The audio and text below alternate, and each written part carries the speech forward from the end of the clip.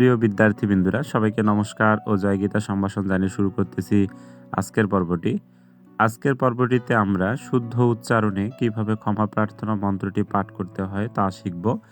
তো আমরা প্রথমেই দেখে নিব ক্ষমা প্রার্থনা মন্ত্রটি, যেটি দেওয়া আছে ওম ইয়দক্ষরম পরিভ্রষ্টম মাত্রাহীনঞ্চ ইয়দ ভবেৎ পূর্ণম ভবতু তৎ সর্বম তৎ প্রসাদাৎ জনার্দন।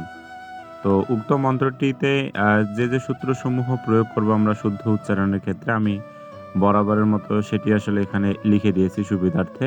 তো আমরা জানি অন্তস্থ জ সমান তার উচ্চারণ সর্বদাই ইয় এর মতো উচ্চারণ করতে হয়, এবং দন্তস্ব সমান সর্বদাই স অথবা ইংরেজি এস ও স এর মতো উচ্চারণ করতে হয়।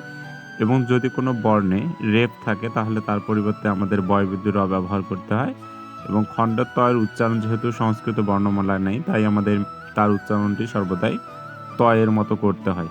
এবং দেখো ইয় এর উচ্চারণ ন, এবং অনেশ্বর যদি কোনো শব্দের মাঝে থাকে তাহলে তার উচ্চারণ দন্ত ন, এবং শব্দের শেষে থাকলে তার উচ্চারণ আমরা ময়ের মতো উচ্চারণ করব। তো এই সূত্রগুলো আমরা উক্ত শ্লোকটিতে আসলে ব্যবহার করব। তো আমি সেখানে দেখো প্রয়োগগুলো অবশ্যই দেখিয়ে দিয়েছি। যে প্রথম যে শব্দটি দেওয়া আছে ওম, তো এই ওম শব্দটি আসলে তিনটি বর্ণ মিলিয়ে হয়, যার মধ্যে হচ্ছে একটি স্বর যোগ রস্য এবং যোগ হচ্ছে ম।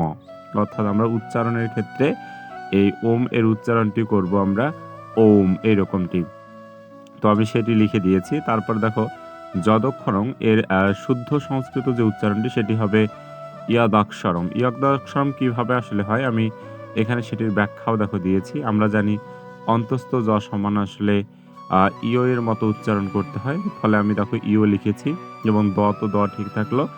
আর এখানে একটি যুক্ত ক্ষীয় দেখতে পাচ্ছি, যুক্ত বর্ণ। তো আমরা জানি সংস্কৃত শুদ্ধ উচ্চারণে যদি কখনো যুক্ত বর্ণ থাকে তাহলে সেটি বিভাজন করে আসলে উচ্চারণ করতে হয়। তো আমরা এই যুক্ত বর্ণটি এটিকে বিভাজন করলে আমরা পাই ক হসন্ত যোগ মূর্ধন্য ষ। ফলে আমরা এই যুক্ত ক্ষয়ের মতো পরিবর্তে আমরা ক হসন্ত যোগ মূর্ধন্য ষ নিয়েছি, এবং বয়বিন্দু র ঠিক রেখেছি। এবং এখানে দেখো অনুস্বার যেহেতু শব্দের শেষে, আর আমরা জানি শব্দের শেষে থাকলে তার উচ্চারণ ময়ের মতো উচ্চারণ করতে হয়। তো এরপর আছে পরবর্তী শব্দটি দেওয়া আছে পরিভ্রষ্টম। তো পরিভ্রষ্টমে আসলে কোনো পরিবর্তন নেই, তবে আমরা এখানে দেখতে পাচ্ছি মূর্ধন্য শয় ট, এটি একটি যুক্ত বর্ণ, এটিকে শুধুমাত্র আমরা বিভাজন করেছি। অর্থাৎ এটি বিভাজন করলে আমরা পেয়ে যাচ্ছি মূর্ধন্য স হসন্ত যোগ ট, ফলে সেটি এসে লিখেছি, এবং অনস্বর শব্দের শেষে আছে জন্য আমরা এখানে ম ব্যবহার করেছি। তো ফলে আমাদের উচ্চারণটি হয়ে যাচ্ছে পরিভ্রষ্টম। তো এরপর পরবর্তী যে শব্দটি মাত্রাহীনঞ্চ, তো এই মাত্রাহীনঞ্চ ঠিক শব্দটি উচ্চারণ মাত্রাহীনঞ্চ এরকমটি আসবে। তো আমরা এটিকে আসলে কিভাবে পাচ্ছি সেটি এবার তোমাদের দেখাবো। তো আমরা দেখো প্রথমেই এখানে আছে এই পর্যন্ত মাত্রা পর্যন্ত আসলে ঠিক রেখেছি, এবং হীন পর্যন্ত দেখো ঠিক আছে। শুধুমাত্র এখানে একটি যুক্ত বর্ণ দেখতে পাচ্ছি, যেটিকে বিভাজন করলে আমরা পাই ইহ হসন্ত যোগ চ। তো ফলে আমি দেখো সেটি এখানে লিখেছি ইহ হসন্ত যোগ চ। তবে আমরা জানি ইহ এর উচ্চারণ সর্বদাই দন্ত নয়ের মতো করতে হয়, ফলে আমি শুধুমাত্র অথবা দিয়ে দেখো এখানে শুধুমাত্র ইহ এর উচ্চারণটি আমি দন্ত ন লিখেছি, আর বাকি সম্পূর্ণটি আসলে ঠিক আছে।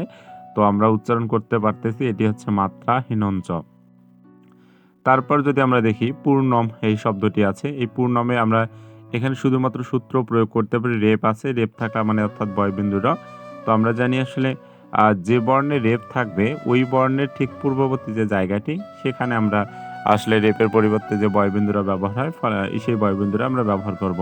এবং শব্দের শেষে যেহেতু অনস্বর আছে, তাহলে অনস্বর সমান আমরা জানি ম, সেই ময়ের উচ্চারণটি আমরা শুধু পরিবর্তন এখানে করব। দেখো আমি আসলে সেটি লিখেছি যে অনস্বর পরিবর্তে দেখো ম লিখেছি, এবং রেপের পরিবর্তে বয়বিন্দু র ব্যবহার করেছি। তো ফলে আমাদের শব্দটি হয়ে যাচ্ছে পূর্ণম। তারপর পরবর্তী শব্দ ভবতু, এবং তৎ, শুধুমাত্র এখানে খণ্ডের ত সমান যেহেতু ত হবে সেটি আমি লিখেছি এখানে দেখো, অর্থাৎ তৎ লিখেছি। তারপর দেখো সর্বম, এই শব্দটিকে যদি আমরা উচ্চারণ করি তাহলে পেয়ে যাচ্ছি সর্বম। সর্বমটা কিভাবে হয় আমরা জানি দন্তস্ব সমান সংস্কৃত উচ্চারণ ছ এর মতো উচ্চারণ করতে হয়, যার কারণে ছ লিখেছি। একইভাবে দেখো এখানে বয়ের উপরে রেপ আছে, রেপ সমান বয়বিন্দুরা, সেটি লিখেছি। ব ঠিক থাকলো, এবং অনস্বর সমান হচ্ছে শব্দের শেষে থাকার কারণে ময়ের মতো উচ্চারণ হচ্ছে। একইভাবে আবারও দেখো তৎ আছে, খণ্ড ত পরিবর্তে শুধুমাত্র ত নিয়েছি। তারপর প্রসাদাত এর উচ্চারণটি হয়ে যাচ্ছে প্রসাদাত। কিভাবে দেখো দন্তস্ব সমান ছ, ফলে সেখানে আসলে শুধুমাত্র পরিবর্তন করেছি এবং খণ্ডত সমান হচ্ছে ত, সেটি আসলে পরিবর্তন করেছি। তো ফলে আমাদের উচ্চারণটি হয়ে যাচ্ছে প্রসাদাত। এরপর হচ্ছে জনার্দন, এই শব্দটিতে আসলে কোনো পরিবর্তন নেই, শুধুমাত্র আমরা রেপ দেখতে পাচ্ছি। এই রেপের পরিবর্তে আমরা আসলে বয়বিন্দুরা ব্যবহার করেছি, আর কোনো এখানে পরিবর্তন হবে না। তো আমরা সুবিধার্থে আরেকবার উক্ত শ্লোকটি একবার পাঠ করব। আমরা পেয়ে যাচ্ছি ওম ইয়দক্ষরম পরিভ্রষ্টম মাত্রাহীনং চ ইয়দ্ভবেৎ পূর্ণম ভবতু তৎ সর্বম তৎ প্রসাদাৎ জনার্দন। আজ এই পর্যন্ত, দেখা হবে নতুন কোনো পর্বে। সবাই ভালো থাকবেন, সুস্থ থাকবেন এই কামনা করি। জয় গীতা।